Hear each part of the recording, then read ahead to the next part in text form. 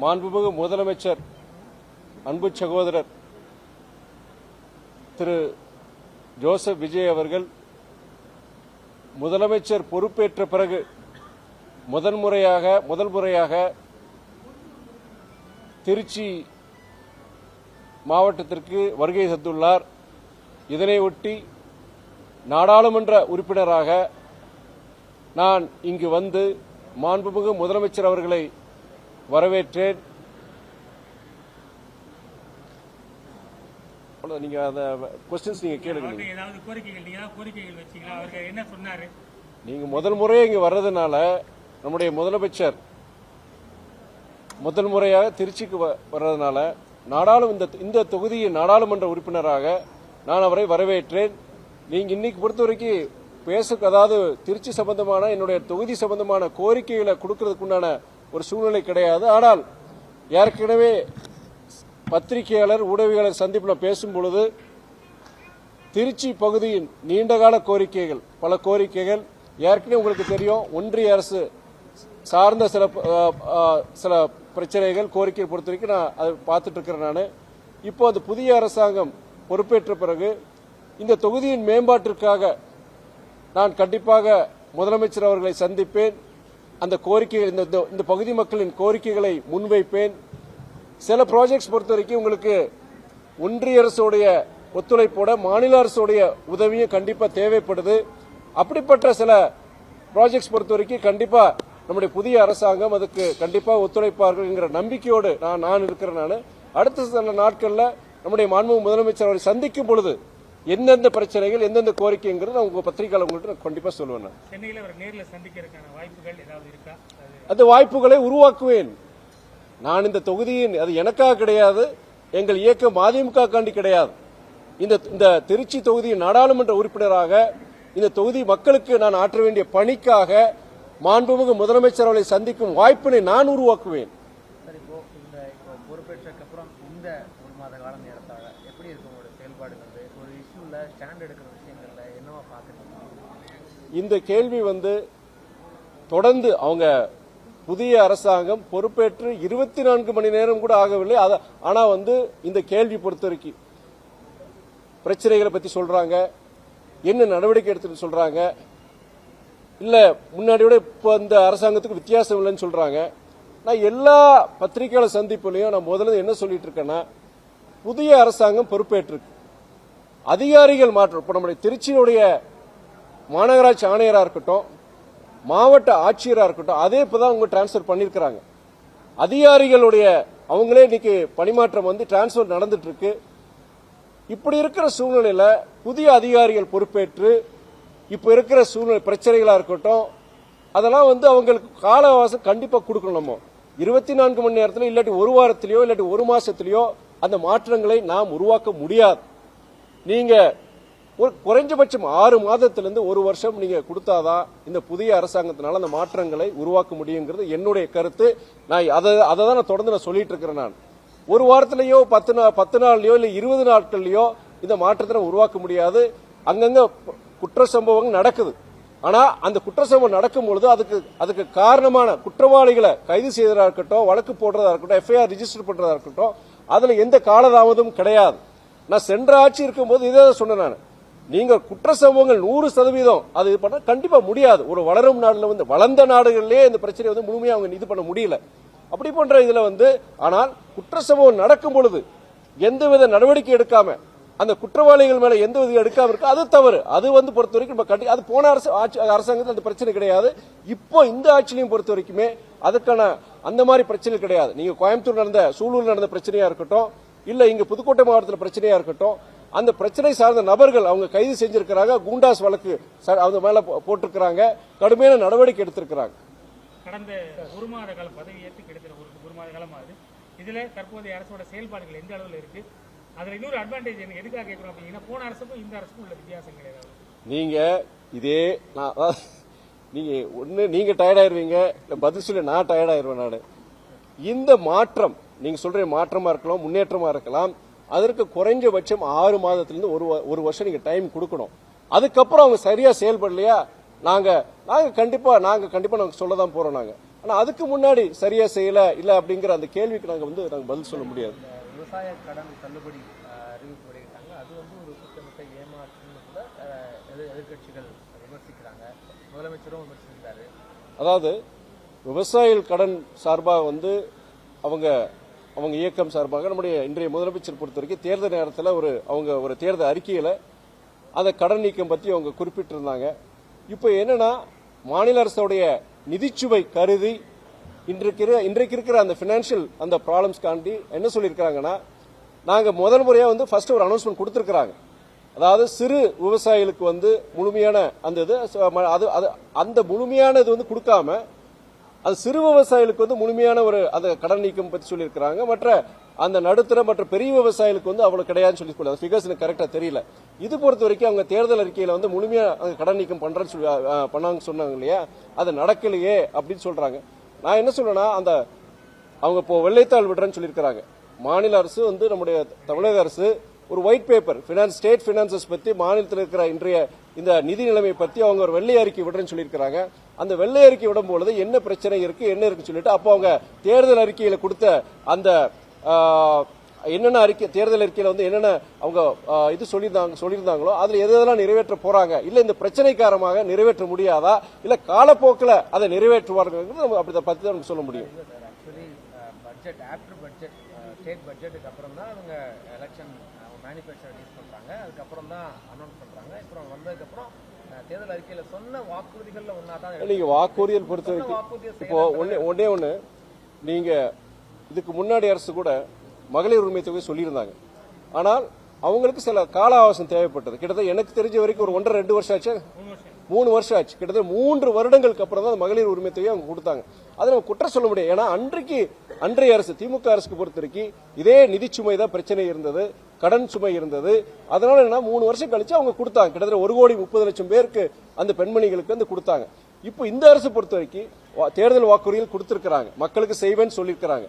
அது என்னன்னா இந்த அரசாங்கம் சில வாக்குறுதிகள் அறிவிச்சிருக்கிறாங்க. அது அவங்க தேர்தல் அறிக்கைகளுக்கு அது உடன்பட்டு இல்லையே அப்படின்னு நீங்க சொல்றீங்க, நாங்களும் அதான் சொல்றோம். பட் என்னன்னா காலப்போக்கில் அதை நிறைவேற்றணுங்கிறதா என்னுடைய கருத்து. உடனடியாக அது 100% பண்ண முடியுமாங்கிறது அது கஷ்டம். அதாவது சொன்னாலும் அந்த வெள்ளை அறிக்கை வரும்பொழுது அதனுடைய விவரங்கள் தெரிஞ்சுக்கிட்டு அவங்க அப்ப என்ன அரசாங்கம் என்ன சொல்ல போறாங்கன்னு சொல்லிட்டு நம்ம என்னோட கருத்தை நான் சொல்ல முடியும். நீங்க நான் ஒரு பொருளாதார வல்லுநர் கிடையாது. நான் I am not an economist. But அதே நேரத்தில் ஒரு அரசியல் கட்சி ஒரு தேர்தல் வாக்குறுதி கொடுக்கறாங்க, அவங்க பலதெல்லாம் யோசிச்சு கொடுப்பாங்க.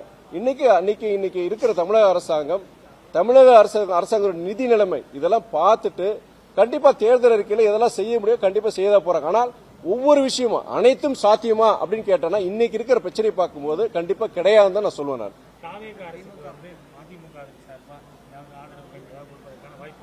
நான் நாங்க எங்களுடைய சட்டமன்ற உறுப்பினர்கள் துரதிருஷ்டவசமாக திராவிட முன்னேற்ற கழக சின்னத்தில் நாங்கள் போட்டியிட்டோம்.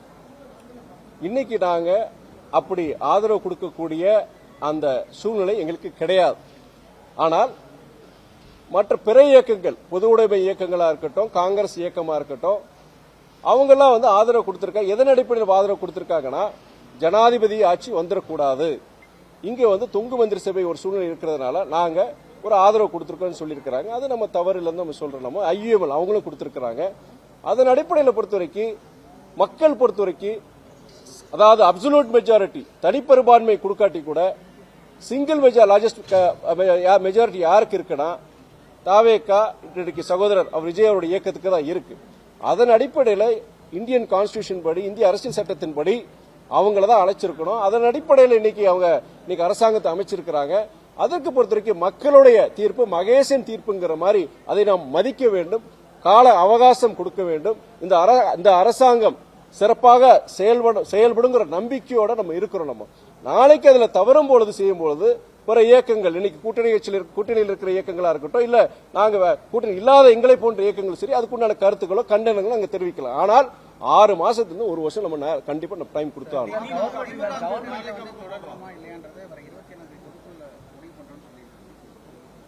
எங்களுடைய இப்ப நிறைய பேர் நீங்க சொல்றீங்க கூட்டணியை பொறுத்த வரைக்கும் அந்த கேள்வி இருக்கு. நீங்க ஜெனரலா பாத்தீங்கன்னா ஆல்மோஸ்ட் முக்கியமான கட்சிகள் தாவேகாக்கு ஆதரவு. பட் அந்த நிலைமையில உங்களோட நிலைப்பாடு இல்ல, நாங்க இது வந்து தனிப்பட்ட துரை வைகோவோ எங்களுடைய பொதுச் செயலாளர் வைகோவோ அது முடிவெடுக்க முடியாது. நாங்க இந்த மாசம் வந்து 27ஆம் தேதி எங்களுடைய இயக்கத்தினுடைய பொதுக்குழு நாங்க கூட்டியிருக்கிறோம். கட்சி நிர்வாகிகளுடைய மனநிலைமை எப்படி இருக்கு, கட்சி தொண்டர்களுடைய மனநிலைமை எப்படி இருக்கு, இந்த கூட்டணியில் நாங்கள் தொடர வேண்டுமா என்கிற அந்த கேள்வி அந்த பொதுக்குழுவில் வைக்கும் பொழுது அந்த நிர்வாகிகளுடைய மனநிலைப்படி முடிவு எடுக்கப்படும் நான் சொல்ல முடியும். ஒரு டெமோக்ராட்டிக் பார்ட்டியில ஒரு பார்ட்டியில எந்த இயக்கமா இருந்தாலும் சரி, தனிநபர் ஒரு முடிவு எடுக்கிறத விட இயக்கம் ஒட்டுமொத்தமாக ஒரு முடிவு எடுக்கணும், அதை நம்ம மதிக்கணும்னு சொல்லணும். எப்படிங்க ஏங்க கட்சி தாவல்ங்கிறது நீங்க சட்டமன்றத்தில் நீங்க அதை எதிர்த்தோ இல்லாட்ட உங்களுக்கு கொடுக்கப்பட்ட இதுபடி நீங்க அதை எதிர்த்து நீங்க இது பண்ணாதான் நீங்க அதை பண்ண முடியும். நீங்க ஏங்க பொதுக்குழு நாங்க தீர்மானம் போட்டானா கூட்டில இருக்குமா இருக்க மாட்டோம் கொஞ்சம் தீர்மானம் போட்டோம்னா ஒண்ணு கட்சி தாவல் சட்டம் வந்துருமா? அவ்வளவு தூரம் மோசமா போச்சு ஜனநாயகம். நாங்க தனி இயக்கங்க மதிமுக.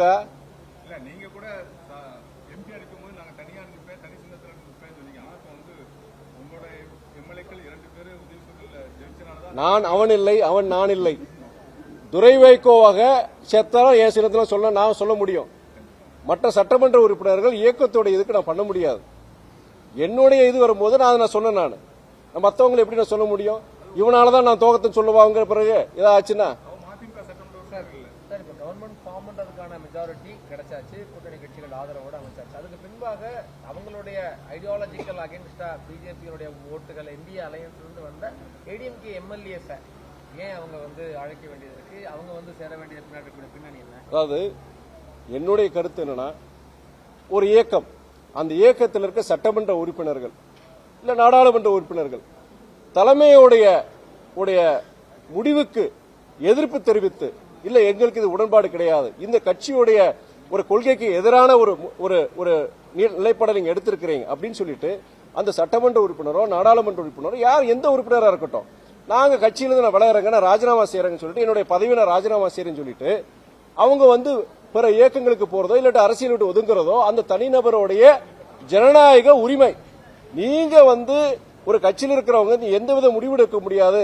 ஒரு தடவை போட்டி ஜெயிச்சிட்டானா நீங்க அந்த சட்டமன்ற உறுப்பினராக, அந்த இயக்கத்தின் சட்டமன்ற உறுப்பினராக, அந்த இயக்கத்தினுடைய கொள்கைக்கு முரணாக சட்டமன்றத்தில் போய் மாற்றி ஒரு வாக்களிக்கிறாரு செய்யறாரு, அது வந்து கட்சி தாவல் சட்டம் வரும். நான் சொல்ற கேளுங்க, நீங்க அப்படி இருக்கும்போது கட்சி அப்ப வரலாம். அது நீங்க சபாநாயகர் முடிவு செய்யணும். அவங்க அதிமுகவை சேர்ந்த தலைவர் பொறுத்த வரைக்கும், அண்ணன் எடப்பாடி பொறுத்த வரைக்கும் இப்ப என்ன சொல்லியிருக்காங்க, நடவடிக்கை எடுக்கக்கூடாதுன்னு சொல்லியிருக்காங்க. கடைசியா அவங்களே லெட்டர் கொடுத்து எங்க உறுப்பினர் நடவடிக்கை எடுக்கக்கூடாதுன்னு சொல்லியிருக்காங்க. இந்த கேள்வியில நீங்க அவங்க கிட்ட கேட்கணும். அதுதானே சொல்ல வர. இப்ப வந்து அது வந்து அந்த கட்சி வந்து முடிவெடுக்கணும். இப்போ நான் என்ன சொன்னா, ஒரு ராஜினாமா செய்யறாங்க, ஒரு கட்சியோடைய சட்டமன்ற உறுப்பினர் ராஜினாமா செய்யறாங்க. ராஜினாமா செஞ்சுட்டு இன்னொரு இயக்கத்துக்கு போறாங்கன்னா அது அவங்களுடைய ஜனநாயக உரிமை தான் சொல்ல முடியும். அது எப்படி கட்சி தாவல் சட்டத்தில் வரும்? எப்படி விமான நிலையத்தோட நல்ல வேலை கேட்டீங்க. அதாவது பத்திரிகையாளர் சந்திப்பு, ஊடகவியலாளர் சந்திப்புல ஜனங்களுக்காண்டி ஒன்று கேள்வி கேளுங்க, நல்ல வேலை அதை கேட்டீங்க. இப்ப கூட நம்முடைய மாண்புமிகு முதலமைச்சர் சகோதரர் விஜயை சந்திச்சுட்டு உள்ள போய் இங்க ஏர்போர்ட் டைரக்டர் இயக்குனர் இங்க அவரை சந்திச்சு கிட்டத்தட்ட 1 மணி நேரம் அந்த மீட்டிங். அதை நான் சொல்லிடுறேன் என்ன நடந்ததுன்னு. இப்ப நான் சில நாட்களுக்கு முன்பு நான் டெல்லிக்கு போய் அங்க இருக்கிற ஏர்போர்ட்ஸ் அத்தாரிட்டி ஆஃப் இந்தியா சேர்மனை சந்திச்சு இந்த திருச்சி ஏர்போர்ட் விமானம் அந்த ரன்வே எக்ஸ்பான்ஷன் ஓடுதல விரிவாக்கத்துக்கு வந்து கிட்டத்தட்ட 350 கோடி தேவைப்படுது. அந்த நிதியை பொறுத்த வரைக்கும் நீங்க சீக்கிரமா நீங்க அதை இது பண்ணி சாங்ஷன் பண்ணீங்கன்னா இந்த வேலைகள் நடக்கும். இது பல வருஷமா நடந்துட்டு இருக்கிற இதுன்னு சொல்லிட்டு இருக்கும்போது அப்போ அவங்க என்ன சொன்னாங்க, சில பிரச்சனைகள் சொன்னாங்க. ஆனா அது வந்து என்னன்னா அவங்க அப்டேட்டடா இல்லாம இருக்கிறாங்க. இங்க லேண்ட் அக்விசிஷன் பொறுத்த வரைக்கும் கிட்டத்தட்ட முடிஞ்சிருச்சு. எந்தவித தொய்வுங்க கிடையாது. நீங்க நிதியை தந்தீங்கன்னா கண்டிப்பா இங்க ரன்வே எக்ஸ்பான்ஷன் கண்டிப்பா முடிஞ்சிடும். ஏற்கனவே திருச்சி விமான நிலையம் இந்தியாவில் இருக்கிற விமான நிலையங்கள்லயே வேகமாக வளரக்கூடிய விமான நிலையமா இருக்கு. ஆண்டுக்கு கிட்டத்தட்ட 16 விழுக்காடு பேசஞ்சர் டிராபிக் இங்க வளர்ந்துட்டு இருக்குங்க. அப்படி இருக்கும் பொழுது அந்த ஓடுதல் விரிவாக்கம் முடிஞ்சிருச்சுன்னா இன்னைக்கு இனியும் இங்க திருச்சி விமான நிலையம் பொறுத்த வரைக்கும் இனியும் நல்ல வளர்ச்சி அடையும் சொல்லிட்டு திருச்சி விமான நிலையத்துக்கு கிடையாது, இந்த திருச்சி விமான நிலையம் வளர்ச்சி அடையும் பொழுது இந்த திருச்சி நகரம், திருச்சி மாவட்டம், மத்திய மாவட்டங்களுக்கெல்லாம் முக்கியமான ஒரு வளர்ச்சி ஒரு பாதைக்கு இட்டு செல்லுங்கிறதா என்னுடைய கருத்து. அதனால நான் சொல்லியிருந்தேன். இப்போ அவரு சில கேள்விகள் கேட்டிருந்தாங்க. அங்க நான் அவர் சேர்மன் பார்க்கும்போது அவங்க அந்த கேள்விக்கு உண்டான பதில சொல்லிட்டு அது நீங்க சில தகவல்லாம் உங்களுக்கு தவறான தகவலா இருக்கு, தயவுசெய்து நீங்க வெரிஃபை பண்ணிட்டு சொல்லுங்கன்னு சொல்லியிருக்கிறேன். அப்போ அவங்க இது பண்ணிக்கிட்டாங்க. நான் நாளானைக்கு மறுபடியும் ஒன்றிய விமான போக்குவரத்துறை அமைச்சர் திரு ராம்மோகன் நாயுடு அவரை நான் சந்திச்சு இந்த விமான ஓடுதளத்துக்கு உண்டான விரிவாக்கத்துக்கு உண்டான அனைத்து முயற்சிகளும் முடக்கிட்டு இந்த நிதியை நீங்க சீக்கிரம் இது பண்ணிட்டு இந்த இதை முடிங்கன்னு சொல்லி தான் சொல்ல போறேன். மேம்பால பணிகள் இப்ப எந்த நிலைமையில் இருக்கு, அது எப்போ முடிவடையும்? ஏன்னா இழுத்துக்கிட்டே இருக்கு. இல்ல மேம்பால பொறுத்த வரைக்கும் நீங்க அரிஸ்டோவா இருக்கட்டும், மாரிஸா இருக்கட்டும், இல்ல டவுன் ஸ்டேஷனா இருக்கட்டும், மூணுத்துக்கும் வந்து காலதாமதம் ஆயிருக்கு, மறுக்கிறது கிடையாது. அது முழுமையான விளக்கத்தை நான் போன பிரஸ் மீட்ல நான் சொல்லியிருந்தேன். நான் உங்களுக்கு வந்து மாரிஸ் மேம்பாலம் பொறுத்த வரைக்கும் உங்களுக்கு டிசம்பர் மாதம் இந்த வருஷம் டிசம்பர் மாசத்துக்குள்ள உங்களுக்கு பயன்பாட்டுக்கு வருங்கிற அன்னைக்கே சொல்லியிருந்தேன். நான் மாசம் ஃபீட்பேக் வாங்கிட்டு இருக்கேன். நான் அரிஸ்டோ மேம்பாலம் பொறுத்த வரைக்கும் உங்களுக்கு இப்போ ஆகஸ்டா அரிஸ்டோ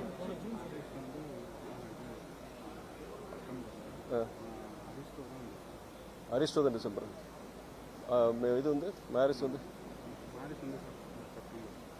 மாரிஸ் பாலம் வந்து செப்டம்பரும் அரிஸ்டோ பாலம் வந்து டிசம்பருங்கிறத நம்ம ஜூன் மாதம் பிளான் பண்ணிருந்தோம்னு நினைக்கிறேன். இல்ல இந்த ஜூன் நம்ம பிளான் பண்ணியிருந்தோம். அவங்க சொன்ன காரணம் ஏற்கனவே சொல்லியிருந்தேன். உங்களுக்கு அந்த எலெக்ஷன் இந்த ஒர்க் நடந்ததுனால உங்களுக்கு மேற்கு வங்காளம் அங்க வெளிமாநில தொழிலாளர்கள் வந்து மொத்தமா அந்த 1.5 மாசம் அங்க போயிட்டாங்க. அது இல்லாம இந்த மேற்காசிய அந்த போர் இதனால உங்களுக்கு அந்த சிலிண்டர் கேஸ் சிலிண்டர் ஃபேப்ரிகேஷனுக்கு உங்களுக்கு கேஸ் சிலிண்டர் தேவைப்படுது. அது ஒரு தட்டுப்பாடு ஒரு காரணமா சொல்லியிருந்தாங்க. இருந்தாலும் இப்ப அடுத்து இந்த புதிய கெடு கொடுத்திருக்காங்க இல்லையா, செப்டம்பர் டிசம்பர் அந்த இதுக்குள்ள முடிச்சிருவாங்கன்னு சொல்லி அவங்க கொடுத்திருக்காங்க. நான் அதன்படி முடிச்சிட நம்பிக்கை இருக்கு எனக்கு. இந்த வாக்களித்த மை கூட இன்னும் முழுசா அழியல, அதுக்குள்ள இவங்க போனதெல்லாம் குதிரை பேரம் தான் அப்படின்னு திட்டமிட்டு சொல்றாங்க. ரொம்ப கிளாரிஃபைடா எல்லாரும் சொல்றாங்க எடப்பாடி பழனிசாமி. அப்போ இது குதிரை பேரமா இல்லையா, நீங்க என்ன நினைக்கிறீங்க? அதாவது நீங்க கடந்த காலங்கள்ல வந்து நான் அதை சொல்லலையே, இப்போ இல்ல இப்போ வந்து இருக்கிற சட்டமன்ற உறுப்பினர்கள் அவங்களுடைய பதவியை ராஜினாமா பண்ணிட்டு அவங்க தாவேக்கால சேர்ந்திருக்கிறாங்க. அதுதான் அதை பொறுத்த வரைக்கும் கட்சி தாவல் இதுக்குள்ள சட்டத்துக்குள்ள வராது, அது குதிரை பேரத்தில் வராதுதான் என்னுடைய அனுமானம்.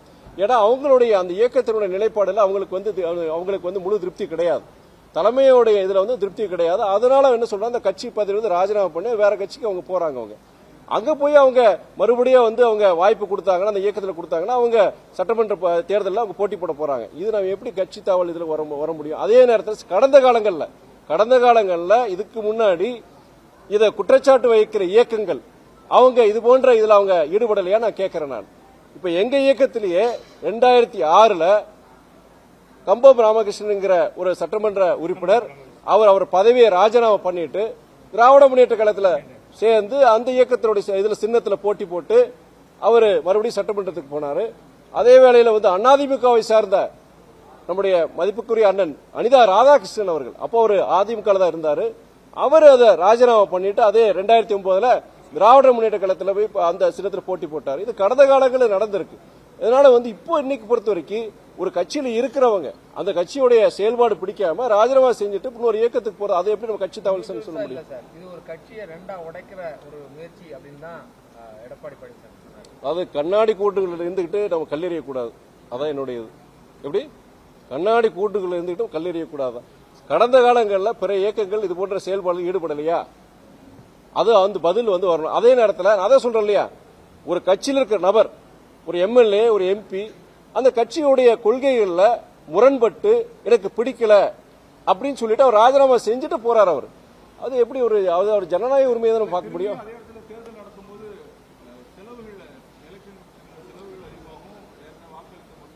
அதுக்காண்டிதான் நீங்க சொல்றீங்களே, மறு தேர்தல் வந்துச்சுன்னா நீங்க தொங்கு மந்திரி சபை நாளைக்கு ஜனாதிபதி ஆட்சிக்கு ஜனாதிபதி இதுக்கு வந்துருது இல்லனா டிஸ்மிஸ் பண்ற வச்சுக்கோங்க. 234 தொகுதியிலையும் நம்ம தேர்தல் வச்சாரு எவ்வளவு செலவுன்னு பாருங்க. அது இல்லாம பாருங்க, இந்த 6 மாசம் சொல்லி முடிச்சிட 6 மாசத்துல இருந்து 1 வருஷம் இவ்வளவு காலதாமதம். நீங்க நான் சொல்றதுனா அதனாலதான் அப்படி ஒரு சூழ்நிலை. ஜனாதிபதி ஆட்சி தவிர்க்கணும், மறுபடியும் ஒரு தேர்தலை தவிர்க்க வேண்டும் என்பதற்காக தான் ஒரு சிங்கிள் லார்ஜஸ்ட் பார்ட்டி தாவேக்கா அவங்க அழைச்சு இன்னைக்கு ஆட்சி அமைச்சிருக்கிறாங்க. இதுல பொறுத்த வரைக்கும் சில நபர்கள் பொறுத்து அவங்க கட்சியோட முடிவு உங்களுக்கே தெரியும் என்னென்ன நடந்தது. தேர்தல் ரிசல்ட் வந்ததுல இருந்து வந்துட்டு இருக்கும் போதே பேச ஆரம்பிச்சிட்டாங்க. என்னென்ன யார் பேசுறாங்க உங்களுக்கு எல்லாருக்கும் தெரியும். அப்படி பாருங்க, அதெல்லாம் நான் சொல்ல முடியாது. யார் என்ன பேசுறாங்க பத்திரிகை ஊழியர் உங்களுக்கு தெரியும். அப்படி இருக்க சூழ்நிலையில அவங்க வந்து இன்னைக்கு சில இயக்கங்கள் இருக்குங்க உங்களுக்கு பிடிக்கல, அவங்களுக்கு பிடிச்சிட்டு அவர் ராஜினாமா பண்ணிட்டு வெளியே வராங்க, அந்த இயக்கத்தில் அவங்க போட்டி போடுறோம். அதை எப்படி நம்ம சொல்ல முடியும்? நம்ம தவறு. சிஎம் ப்ரோக்ராம்ல கருப்பு சட்டை போட்டிருக்கீங்க. எங்க கருப்பு எனக்கு பிடிச்ச கலருங்க. இல்ல என்னைக்கு நான் நாத்திகவாதி கிடையாது. நான் நாத்திகவாதி கிடையாது. இறை நம்பிக்கை உடையவன். இறை நம்பிக்கை உடையவரா இருந்தாலுமே கருப்புங்கிற பக்கம் ஒரு நிறமா தான் பாக்குறேன் நான். இல்ல சிஎம் எனக்கு இன்னும் சொல்றேன், 4 நாள் டூருங்க, சட்டை கிடையாது, ஒண்ணுதான் இருந்தது. அது அவரை ஒண்ணு தவறா நினைக்க போறது கிடையாது, இவங்க யாரும் தவறா நினைக்க. நீங்க புதுசா ஒண்ணு போட்டு நீங்க பிரச்சனை உண்டாக்கிறாதீங்க. இல்லங்க, கருப்புங்கிறது வந்து என்னன்னா அது ஒரு நல்ல ஒரு நிறமா தான் பாக்குறேன். அது ஏன் நீங்க நினைக்கிறீங்க?